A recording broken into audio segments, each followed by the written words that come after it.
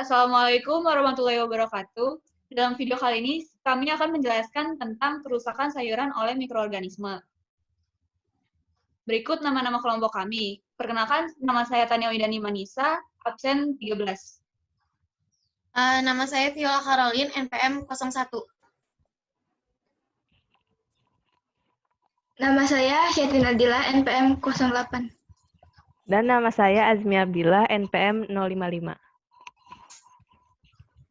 Nah, selanjutnya, apakah semua sayuran itu selalu steril?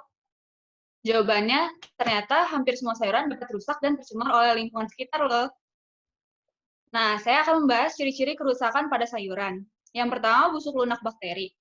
Nah, ciri-ciri pada busuk lunak bakteri ini adalah bahan-bahan sayuran menjadi lembek, lunak, baunya menjadi asam. Diawali dengan warna yang pucat, seperti sengatan matahari. Kemudian, sayuran menjadi bercak lunak dan berlendir. Nah, lendir ini tuh dapat menguap dalam waktu beberapa hari.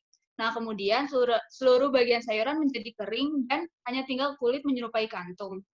Nah, terjadinya infeksi bakteri oleh ulat dapat menyebabkan serangan penyakit yang lebih cepat dan berkembang. Selanjutnya, nomor 2, busuk lunak rhizopus.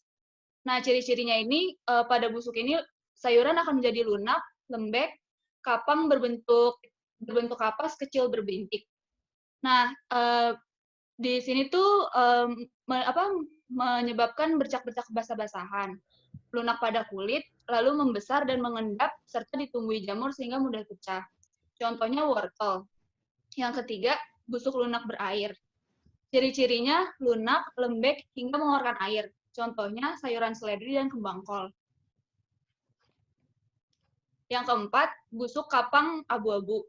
Ciri-cirinya, miselium kapang berwarna abu-abu, biasanya akibat dari kelembapan tinggi dan suhu yang hangat. Contohnya cabai, tomat, tomat, buncis, dan bayam. Yang kelima, bakteri fusarium. Nah, bakteri fusarium ini daun pada batangnya yang terserang biasanya layu, menguning, sama mengering. Nah, jika batangnya dibelah, akan tampak perubahan warna keunguan dari bagian atas batang hingga ke bawah. Nah, kadang-kadang batangnya berongga. Busuk pada batang berupa busuk lunak dengan bau yang masam. Contohnya fusarium pada bawang putih dan bawang merah. Yang keenam, downy mildew. Ciri-cirinya, pada daun bagian atas ini timbul bercak kuning, sedangkan bagian daun bawah tumbuh bulu halus seperti kapas putih kebiruan. Perlahan, bercak kuning ini berubah menjadi coklat. Nah, setelah itu mengering dan mati, dan bagian bawah daun berubah menjadi warna gelap dan keabuan. Daun dan dahan yang terinfeksi akan menjadi rusak dan akan mati. Contohnya mentimun. Selanjutnya akan dibahas oleh Azmi Abdillah. Aku slide terakhir, Tan.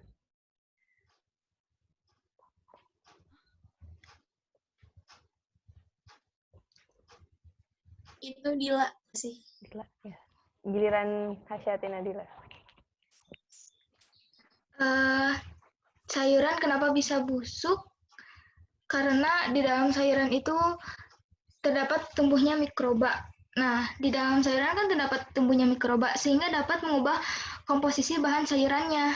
Nah, dengan cara menghidrolisis pati dan selulosa menjadi fraksi yang lebih kecil, menyebabkan fermentasi gula, menghidrolisis lemak, dan menyebabkan ketengikan. Jadi, nanti sayurannya bakal bau tengik.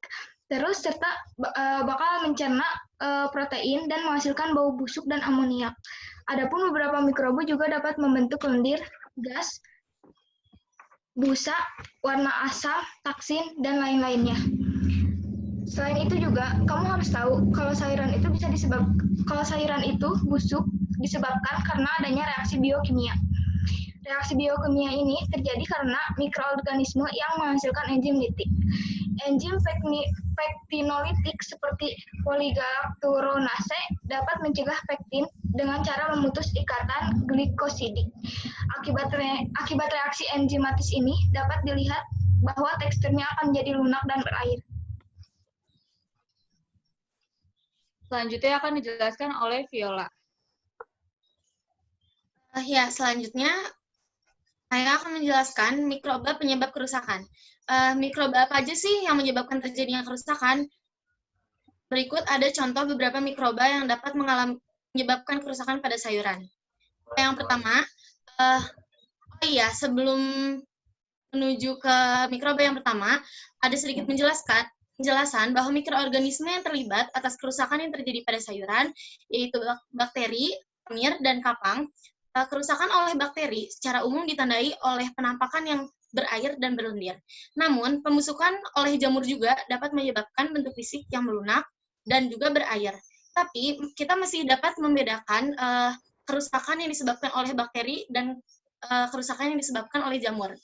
Hal ini terlihat dengan adanya miselium dan karakteristik struktur dari sporanya. Bakteri yang paling umum sebagai perusak adalah genus Erwinia.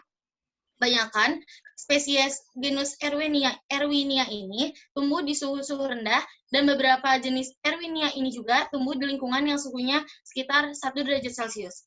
Mikroorganisme dengan jenis Erwinia ini juga dapat memfermentasikan gula dan alkohol yang terdapat pada sayuran. Nah, yang pertama ada Alternia brassicicola. Ini itu merupakan jenis fungi yang menyebabkan terjadinya kerusakan pada kol yang baru saja dipanen oleh petani atau para petani. Selain itu juga bisa menyebabkan terjadinya kerusakan pada brokoli, bunga kol, wortel, kentang, dan juga sawi-sawian. Selanjutnya ada Scleretorium. Ini merupakan jenis fungi juga yang menyebabkan terjadinya kerusakan pada sayuran seperti kembang kol dan juga seledri. Selanjutnya ada dari kapang. Nah, ini itu bernama Listeria. Mikroba jenis ini juga sudah sangat populer terdapat pada sayuran. Tidak hanya sayuran, mikroba jenis ini juga dapat pada tanah, air, feses hewan, daging mentah, dan juga terdapat pada keju. Selanjutnya ada monositogenes. Ini merupakan hasil dari penelitian bahwa jenis ini ditemukan pada tomat, selada, seledri, kentang, toge, lebak, dan juga mentimun. Terus kemudian ada Phytophthora sp. Mikroorganisme ini jenis ini merusak pada wortel Prancis biasanya. Selain itu, mikroorganisme jenis ini juga dapat menyebabkan terjadinya kerusakan pada sayur lobak. Kemudian ada Botrytis cinerea. Jenis ini menyebabkan kerusakan pada wortel Inggris. Terus selanjutnya ada Rhizopus stolonifer. Kemudian dari bakteri, yang pertama ada Shigella. Shigella ini merupakan mikroba jenis yang biasanya merusak pada sayuran mentah. Tidak hanya sayuran mentah, tapi jenis ini juga bisa merusak pada sayuran segar yang tumbuh di populasi yang menjadi faktor penyebab penyakit, seperti disentri atau Shigellogis yang ditimbulkan oleh Shigella. Menurut USFDA, pada tahun 1999, diperkirakan bahwa 300.000 kasus Shigellogis terjadi di Amerika Serikat setiap tahunnya. Terus kemudian ada Salmonella. Salmonella ini kenalnya di Bogor. Jenis ini sudah ditemukan pada tingkat petani sayuran ataupun pedagang sayuran. Terus Salmonella ini itu apabila terdapat pada sayuran, nantinya apabila kita mengkonsumsi sayuran tersebut dapat menyebabkan demam dan juga gastroenteritis yang diketahui ada 200 jenis sampai 2.300 jenis serotip Salmonella yang terdapat sayuran-sayuran yang ada di Indonesia, yang itu jelas menyebabkan penyakit pada manusia. Terus selanjutnya yang ke-10 ada Aspergillus niger. Nah, ini itu merupakan mikroba jenis ini menyebabkan jadinya kerusakan pada biasanya bawang putih ataupun bawang merah yang biasa kita gunakan sebagai bahan-bahan untuk membuat masakan. Selanjutnya ada Erwinia carophora. Kebanyakan spesies ini tumbuh pada suhu yang rendah seperti yang telah dijelaskan di awal tadi bahwa jenis ini tumbuh pada 1 derajat Celcius.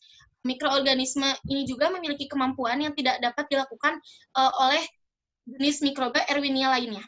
Selanjutnya ada yang terakhir Pseudomonas marginalis. Sekian yang saya sampaikan, selanjutnya bisa dilanjutkan oleh Azmi Abdillah.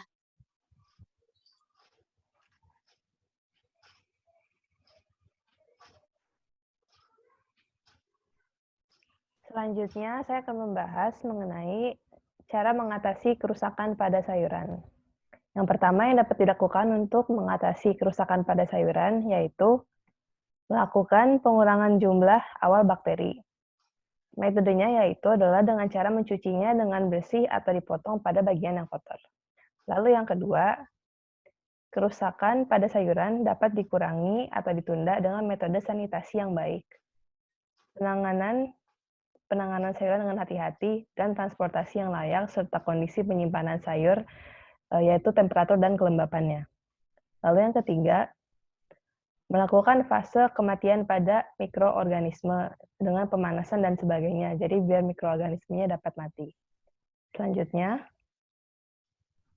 memperpanjang waktu adaptasi mikroorganisme dengan membuat lingkungan yang tidak memungkinkan mikroorganisme hidup dengan nyaman, seperti penurunan pH, penurunan suhu, dan sebagainya.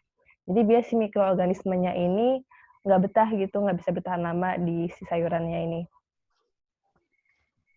Selanjutnya,